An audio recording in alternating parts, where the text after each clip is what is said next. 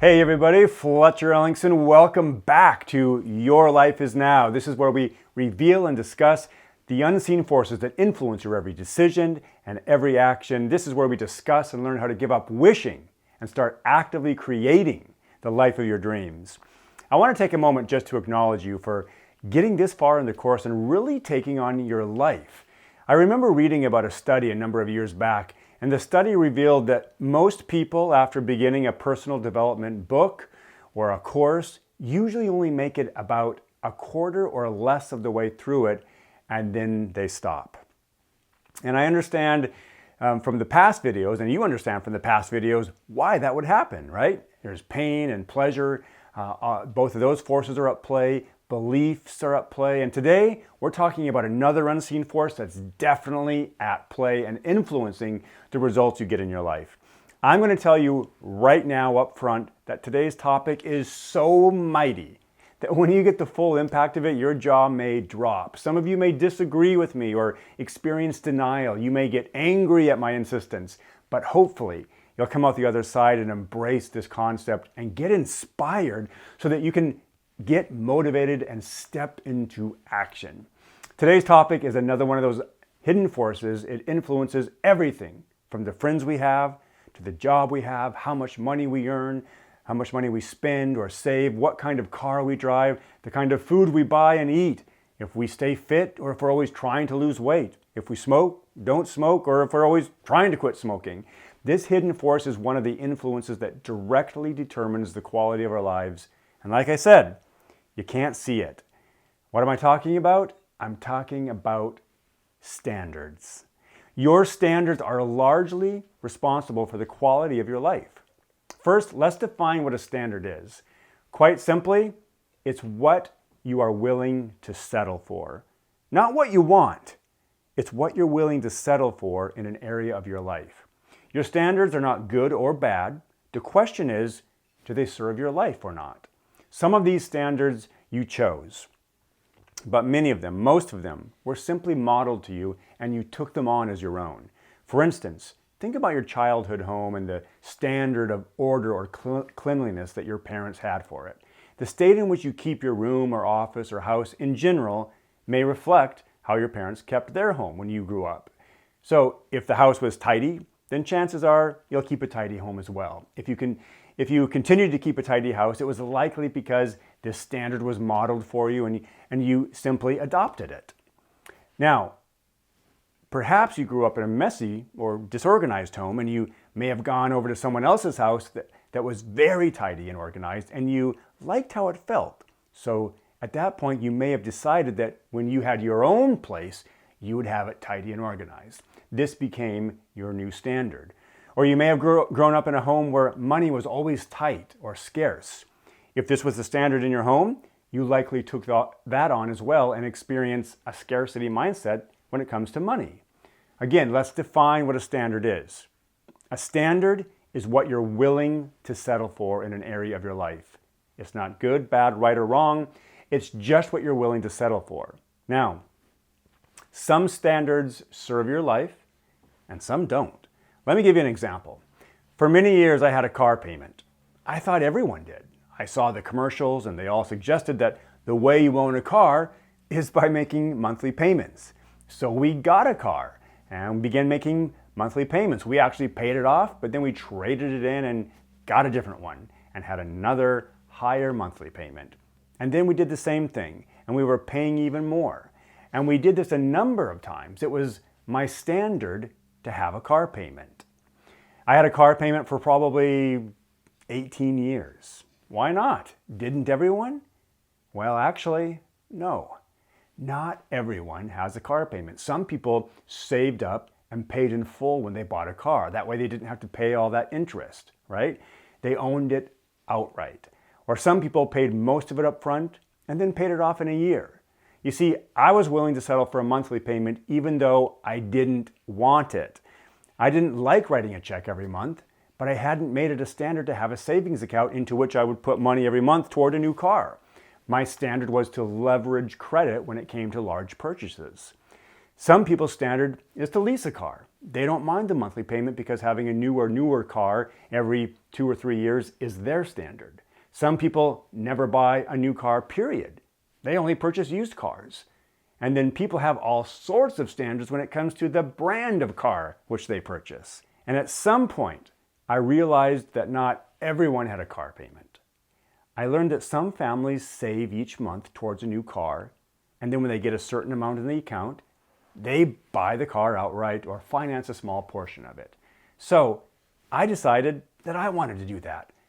I decided I was no longer willing to settle for having a monthly car payment and intentionally put money aside for a new car. I changed my standard. Let's talk a little bit more about finances. Most families in our country have tremendous credit card debt, car debt, mortgage debt, and on and on and on. Carrying debt is what most of us are willing to settle for. Does it have to be this way? No. You can change your standard. Will it take effort? Yes, absolutely. You'll have to change your habits. You'll have to change your beliefs, your self-talk, what you focus on, all the things we discuss on these videos. Now let's talk about a big one. Let's talk about standards when it comes to what we earn. The amount of money you make right now is the amount of money you are willing to make. Now you may be willing to make a little more and you may be willing to make a little less. But if you're making, let's say, $45,000 annually, that's your standard. And you may be willing to make, let's say $50,000, and you may be willing to make as little as $40,000. But that's likely your range. That's your standard for your income. There's nothing wrong and there's nothing right about this. It's just a standard, not good or bad. If a person is making $100,000 or $200,000, then it's because that's their compensation standard. They may have a range of plus or minus $20,000 or $30,000, but that's their standard. And they look for work opportunities that will create that. Now, there are always exceptions. Some of you may just be hitting your money-making years and on the track to growing your income, or maybe some of you are in the midst of a career change or going back to school. But if you've been in the same income bracket for the past 4 or 5 years, then recognize this is your standard. This is what you are okay with. It's what is acceptable to you, and a little more or a little less would be acceptable too. It's been said that if you took all of the money from the top 10% most wealthy people in the world and gave it to the other 90%, it would be a very short time before those 10% had all of that money back. It's not because they're greedy or manipulative, although there are certainly cases for that, but it's because they've created a standard for themselves of having enormous wealth, and they've figured out how to do it. Another area, if you have always been overweight, 10 or 20 pounds or more for the past two or 3 years, then recognize this is your standard. You may have let yourself get 25 pounds overweight before you decide you've had enough, and then you get to work on getting fit. But this is your standard for yourself.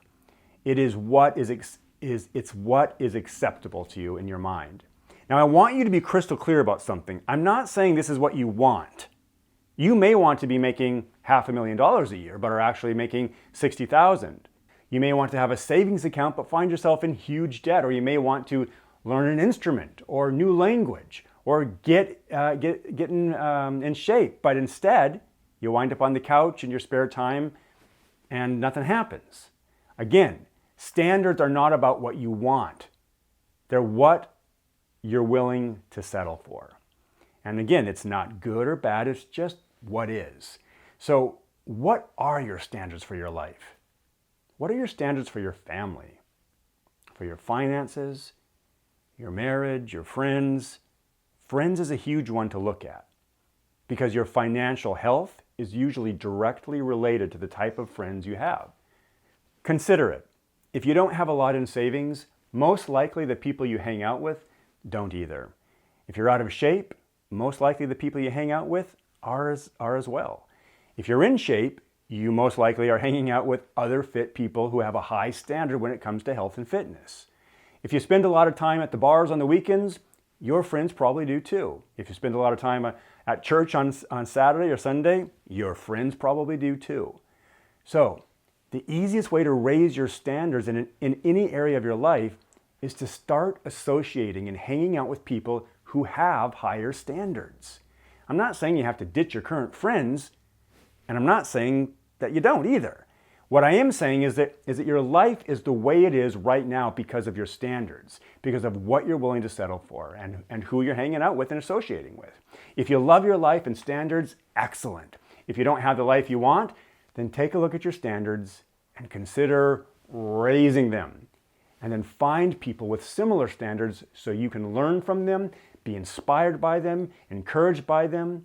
I mean, this is what professional athletes and actors and people at the top of their game in their careers are doing. It's why they are where they are, because they have set standards which demand excellence. They expect more from themselves than anyone else.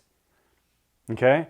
They create a vision of their life which inspires them into action so they can reach those standards. So here's a question for you. What do you demand from yourself? Now, there's no right or wrong answer here. You don't have to make the big bucks or drive the new car or have the PhD. I'm not saying that. What I'm saying is be aware of your standards. They indicate what you really are committed to in your life. And they indicate what you're willing to settle for. They're not indicative of what you want, not indicative of what you deserve. It's just a reflection of what you feel you're worth and what you're willing to settle for. Let me give you another example. Some people are late making payments. They pay their rent or their mortgage late. They're late paying their utility bills. They get overdraft charges at the bank, etc. In my life, being on time for any type of payment is really important to me. And in fact, I like to be ahead on certain payments. I never want to receive a notice of late payment or have a late fee. So I make it a point always to be ahead at least 2 months on my common bills like water, garbage, sewer, electric. Now some people say, what's the point? Well, the point is I have a standard, and that standard says be on time and never have to worry about paying something late or incurring late fees or missing something. You know, we also purchase more and more organic food products in our house as we have raised our standard for healthy food choices. Now, do you think this is due to the friends we associate with? Yes, absolutely. And what we read and what we watch or listen to. We're a family who frequently raises or changes our standards as we learn new things and take on new experiences. Now, I want you to understand that there's nothing wrong with where you are in your life. Okay? Nothing needs to be fixed. However, if you are discontent, then it's because of your standards. Let that discontentment or disappointment fuel you. Let it motivate you to create an inspiring vision of how you want your life to be. So get around people who have the standards you want, and you'll find yourself rising to those new standards. It's really cool how it works. It's a beautiful principle to see in action. People who get coaching in life see this play out hugely as they frequently begin raising their standards from what they are willing to settle for to what they actually want. Okay? Then they figure out how to get it. And you can do this too, if you want to. I've done it, my clients have done it, you can too. In fact, it's opportunity time right now. Here's an action that I invite you to take on for your life, okay? Number 1, identify key standards in your life around finances, family time even, you know, how families speak to each other, maybe standards around family vacations. Identify your standards around health and fitness. Remember, there are no right or wrong or good or bad answers here. There are only ways of being that work for your life or don't work for your life. Ways of being that move you towards your goal or away from your goal. Number 2, share these insights with someone in your life and ask what their standards are. Okay? Get that conversation going. Number 3, decide if you want to change any of the standards you identified, and then write down what the new standard is. Then look for people who have that standard and get around them. If you're ready to really take things to that next level, then contact me and let's work together. We can expeditiously get you to those new standards so you begin experiencing new results that feel good. It's important to have a high level of accountability as you take on your life, so contact me at fletcherellingson.com. All right, it's time to wrap this up. And by the way, if you enjoyed this video or found value in it, please hit the like button and subscribe to the channel so you can get future videos as well. And now it's time to get out there. Get out there, be a source of kindness, be a source of contribution. You have worth, you matter, you have something to offer this world, and I believe in you.